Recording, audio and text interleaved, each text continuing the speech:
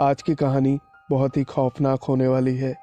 दोस्तों, अगर आप में से कोई भी चैनल पर नया है तो प्लीज़ चैनल को सब्सक्राइब करके बेल आइकन को ऑल पे सेलेक्ट कर लेना, ताकि जब भी मैं कोई नई कहानी लेकर आऊँ तो उसका नोटिफिकेशन आपको सबसे पहले मिल जाए। तो चलिए पढ़ते हैं कहानी की ओर। ये कहानी शेयर की है सुरेंद्र तिवारी ने, और ये कहानी उन्हीं के साथ घटी है, उनके बचपन में। तो चलिए ये कहानी मैं आपको उन्हीं के पॉइंट ऑफ व्यू से सुनाता हूँ। दोस्तों, मेरा नाम सुरेंद्र तिवारी है। मैं आपको मेरे बचपन में घटी एक बेहद ही खौफनाक घटना के बारे में बताने जा रहा हूँ। यह घटना मेरे साथ तब घटी थी जब मैं मेरी मम्मी के गांव गया था, उन्हीं के साथ। करीब ये घटना मेरे साथ 5-6 दिन तक होती रही थी और बहुत ही खौफनाक घटना थी। तो चलिए अब मैं आपको बताता हूँ हुआ क्या था। मेरे मम्मी का जो घर था वो कच्चे टाइप का था, मिट्टी से बना हुआ। तो हमारे घर के जो बाहर एक कुआं था, वो काफ़ी गहरा और बड़ा कुआं था। एक रात जब मैं सो रहा था अपने कमरे में, तो मुझे एक बाहर से बहुत ही डरावनी आवाज़ आई। वो आवाज़ किसी के कूदने की थी। ऐसा लगा था कि मानो कोई आदमी कुएं में कूद गया हो। जब मैंने खिड़की के पास जाकर देखा तो बाहर कोई भी नहीं था। और मैं तो नहीं मानता कि वो मेरा वहम था, क्योंकि वो आवाज़ मैंने जागते हुए सुनी थी और बिल्कुल साफ साफ सुनी थी। उस रात मैं किसी तरह सो गया और मैंने ये बात किसी को नहीं बताई।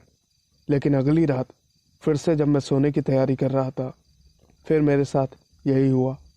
मानो ऐसा लगा हो कि कोई आदमी फिर से कुएं में कूदा हो। जब मैंने बाहर जाकर देखा तो वहाँ कोई भी नहीं था। मेरी जो दादी थी वो अंदर वाले कमरे में सोती थी। गांव की भाषा में उस कमरे को कोठरी कहा जाता है, जो कि कच्चे घरों में अंदर की तरफ कमरे बने हुए होते हैं। मेरी मम्मी आंगन की तरफ सोती थी और मैं अलग चारपाई पर, वहीं पर पास में ही लेटा हुआ था। ये बात मुझे खटक रही थी कि आखिर ऐसा क्यों हो रहा है। क्या ये सिर्फ मुझे सुनाई दे रहा है या फिर किसी और को भी ये सुनाई देता है। ये सब करीब मेरे साथ 4 दिन तक होता रहा। और 4 दिन के बाद मेरा सब्र टूट चुका था। मैंने अपनी दादी से पूछा, दादी ये बाहर ऐसा क्यों होता है। मैंने उनको सारी बात बताई, जो भी मुझे 4 दिन से सुनाई दे रहा था। फिर उन्होंने मुझसे कहा कि बेटा, तुम अभी छोटे हो, तुम्हें इन सब बातों को नहीं जानना चाहिए, लेकिन तुम इतना मुझसे पूछ रहे हो तो मैं तुम्हें बता देती हूँ। उस कुएं पर एक चुड़ैल का साया है। उस कुएं में आज से 2 साल पहले एक औरत की मौत हुई थी गिरने से, लेकिन कोई भी नहीं कहता कि वो अपने आप से गिरी थी। उसे किसी ने शायद खींचा था कुएं के अंदर से। वो क्या था कोई नहीं जानता। उस वक्त मैं बच्चा था, मेरी उम्र 13 साल की थी।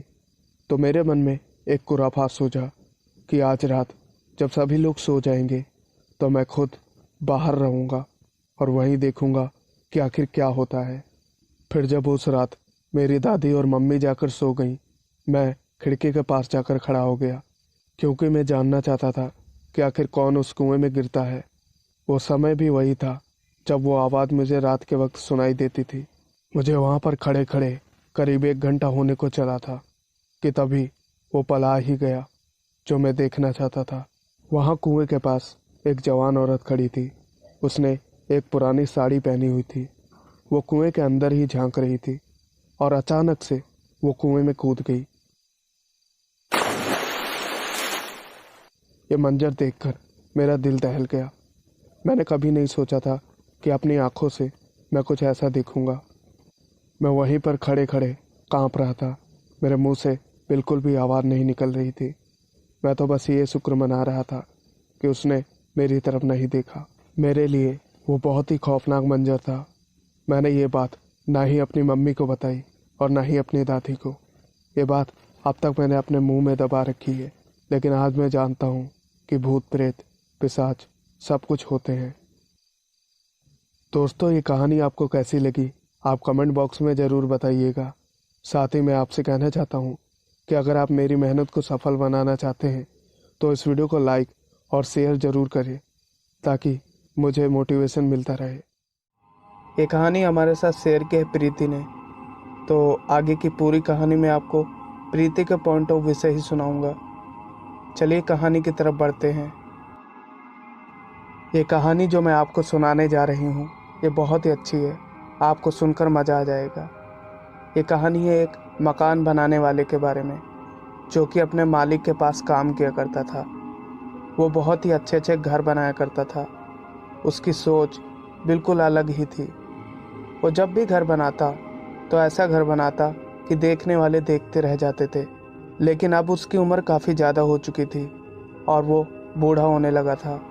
अब उसके शरीर में पहले की तरह ताकत नहीं रह गई थी। तो उसने अपने मालिक से कहा कि मालिक, मुझे अब कोई छोटा मोटा काम दे दो, मैं ये काम और नहीं कर सकता। तो मालिक ने कहा कि मैं तुम्हें एक काम और देता हूँ, बस उसे कर दो, मैं उसके तुम्हें ठीक ठाक पैसे भी दूंगा। उसने कहा कि तुम्हें एक और मकान बनाना है। वो किसी तरह तैयार हो गया, लेकिन वो ये नहीं जानता था कि अब उसका मालिक उसे कहाँ भेजने वाला है। वो ऐसी जगह उसे भेज रहा था जहाँ पर पहले भी कई मिस्त्री जा चुके थे। पर वो जितने भी मिस्त्री थे सबके सब वहाँ पर मकान बनाकर आ चुके थे, लेकिन उन सभी के द्वारा बनाया हुआ मकान कभी न कभी गिर जाया करता था। अभी भी वो गिरा हुआ पड़ा था। तो अगले ही दिन वो बूढ़ा आदमी अपने औजारों को लेकर और साथ में कुछ मजदूरों को लेकर वहाँ निकल गया। जब वो वहाँ पर पहुँचा तो उसने देखा कि वो मकान टूटा हुआ पड़ा है। उसने अपने मजदूरों से कहा कि ये मकान का जो मलबा है इसे हटा दो। उसे हटाने के बाद वहाँ पर मकान बनाना शुरू कर दिया गया। लेकिन उसके मन में एक बात बहुत ही तेज़ी से खटक रही थी। वो बात यह थी कि वो जो जगह थी वो बहुत ज़्यादा सुनसान थी, और ऐसी सुनसान जगह में आखिर कौन रहना पसंद करेगा। वो यही सोच रहा था। खैर, उसे तो यहाँ पर काम करना था, तो वो अपना काम करने लगा।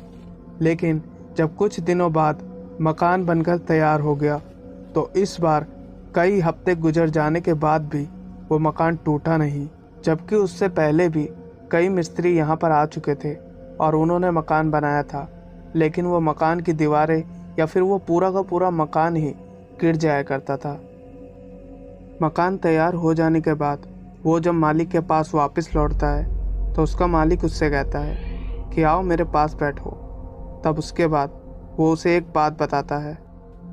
वो उससे कहता है कि जो मकान तुम बना कर आए हो वो इसीलिए नहीं टूटा क्योंकि वहाँ पर पहले तुम्हारी ही तरह एक बूढ़ा आदमी रहा करता था, जिसके परिवार के सभी लोग पहले ही मर चुके थे। उसका जो घर था वो एक सुनसान जगह पर था, जैसा कि वो जगह अभी भी सुनसान है। तो कुछ लालची लोगों ने सोचा कि वो उस बूढ़े आदमी को मारकर उसकी ज़मीन को अपने कब्जे में कर उसे बेच देंगे, और उन्होंने किया भी ऐसा ही। वो 3-4 लोग थे।